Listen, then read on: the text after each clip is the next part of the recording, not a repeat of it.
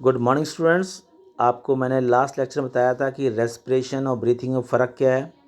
Breathing is a process just to inhale oxygen and exhale CO2, but respiration is the biological process in which the food get undergo oxidation by breaking down into a simpler form by releasing energy CO2 plus water, and that give us energy to carry out our life process swiftly.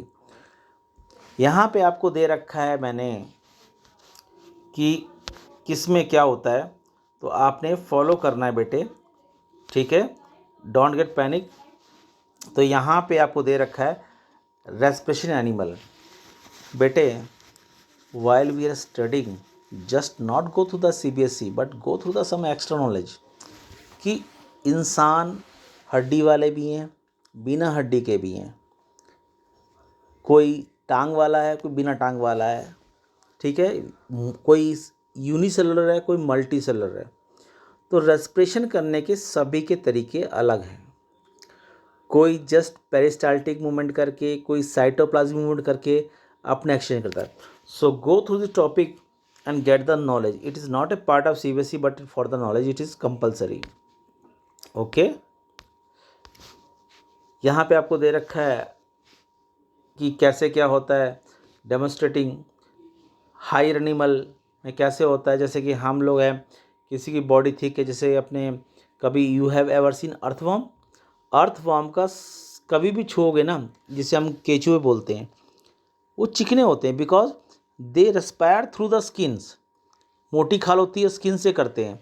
Example आपको mention कर रखा है यहाँ पे देखने के लिए, ठीक है।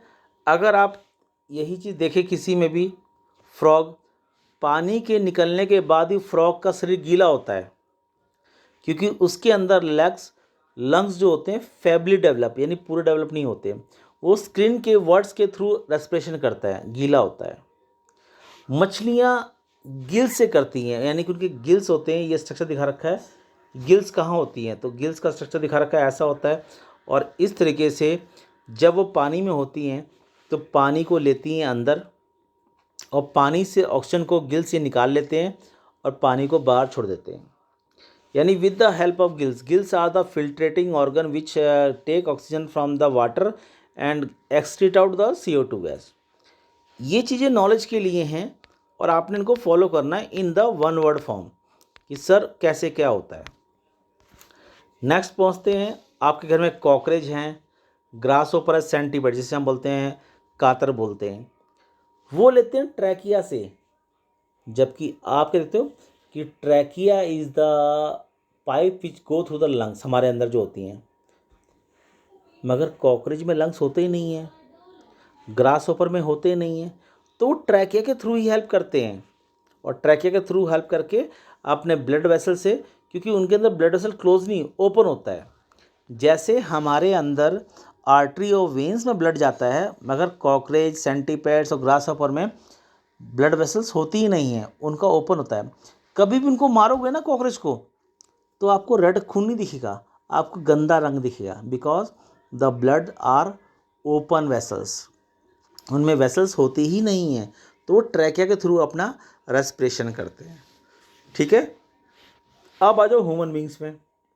तो आपको पता है कि human beings are well specialised organ develop creature which can be respires or can be breathed from the help of thoracic cavity containing a lungs. Lungs are highly specialized tissue containing a sac or a tube-like structure. तो ये आपको सकना है कि कैसे क्या होता है। आपको पता है सांस नाक से, और नाक में क्या होता है, छेद, तो उसे बोलते हैं नोस्ट्रिल और नोस। यहाँ से आप सांस लेते हो, ठीक है। सांस कहाँ जाती है, फेरिंग्स में, गले से।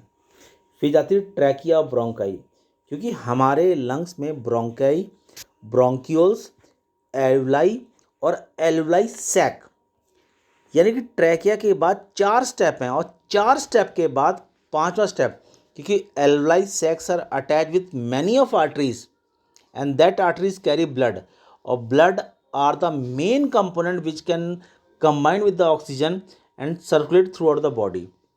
लंग्स को हमारी साइंस में प्यूरिफिकेशन सेंटर भी कहा जाता है, क्योंकि यही एक ऐसी चीज़ है जो ऑक्सीजन को एक्सेप्ट करके CO2 को निकाल सकता है।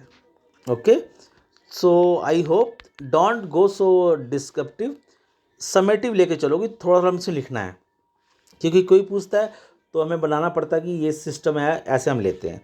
आपको डायग्राम आगे भी है और आपको आगे आने समय में तैयार रहना है डायग्राम बनाने के लिए। ओके, नेक्स्ट, अब ध्यान से देखो, ये आपका काम है, टास्क है, ये आपको सारा कुछ डिटेल बता रखा है और ये स्ट्रक्चर आपको क्या करना है, लर्न करना है और मुझे बनाकर दिखाना है on the next day.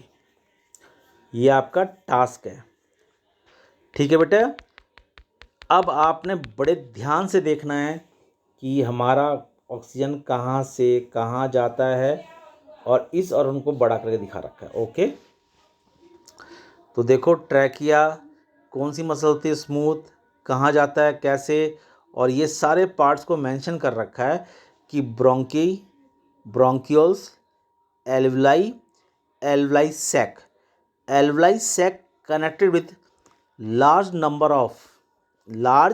number of arteries which carry blood, and these blood have high affinity to combine with the oxygen because these blood contain hemoglobin pigment।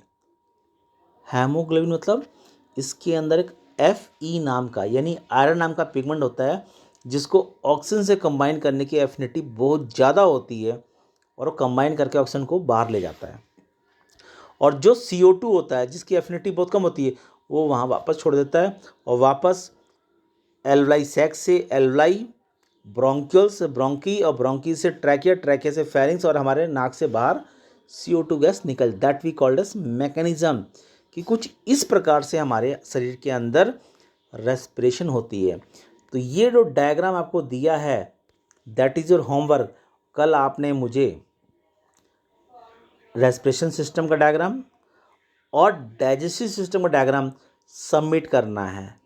कल जो सबमिट करेगा, I will take care of that student, और well properly sketch से, ये नहीं कि टेढ़ा में डायग्राम बना दिया, सर मैं बिजी था मैं कि चला गया, नहीं, आई वांट कंप्लीट डायग्राम, और ये देना है कि सर हमें समझ में आ गया। ओके, यहाँ पे दे रखा है समटाइम्स सम्स आर इंडल्ज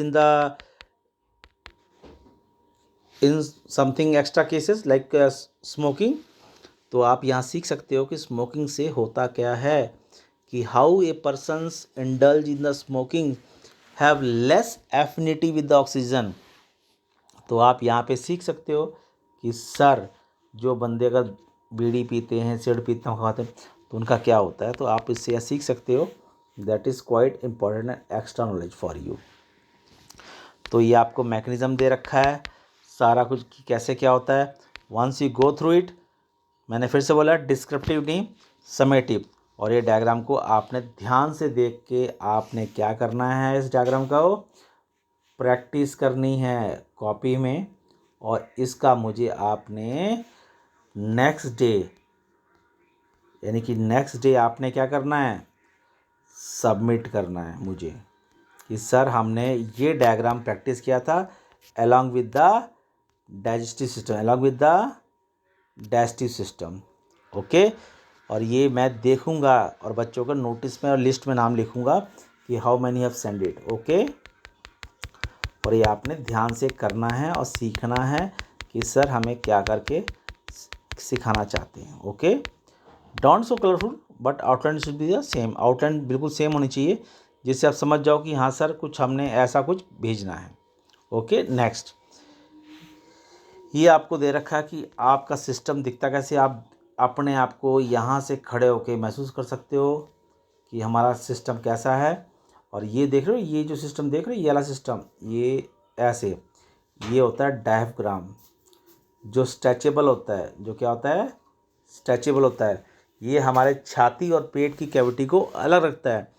अगर कोई बंदा छत से गिर जाए और ये चीज़ टूट जाए, फिर से बोल रहा हूँ बेटे, ये चीज़ टूट जाए, ये चीज़, तो अल्टीमेटली क्या होगा, ये छाती जो है पेट से डैमेज हो जाएगी और सब ऑर्गन क्या हो जाएंगे, ऑर्गन क्या होंगे, सारे कोलैप्स, सारे क्या हो जाएंगे, कोलैप्स, आपस में टकरा जाएंगे और फट जाएंगे। और अल्टीमेटली इंसान क्या होगा, इंसान क्या होगा, डेथ, मर जाएगा। तो याद रखना, diaphragm is a organ consist of specialised cell which have moment of velocity and which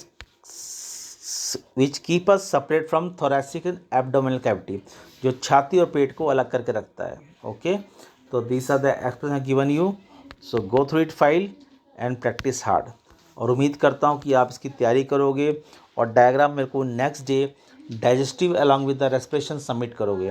and hope best for you, practice hard. Okay, और मैं कोशिश करता हूँ कि आप लोग मेहनत करके ईमानदारी से मुझे सबमिट करके दिखाओगे और मुझे पर्सनल व्हाट्सएप शेयर करोगे कि सर हमने ये डायग्राम बनाया है और हमने ये प्रैक्टिस की है। सो टेक केयर, आप सलामत रहें, तैयारी करें और मेहनत करें। थैंक यू बेटे, हैव ए नाइस डे।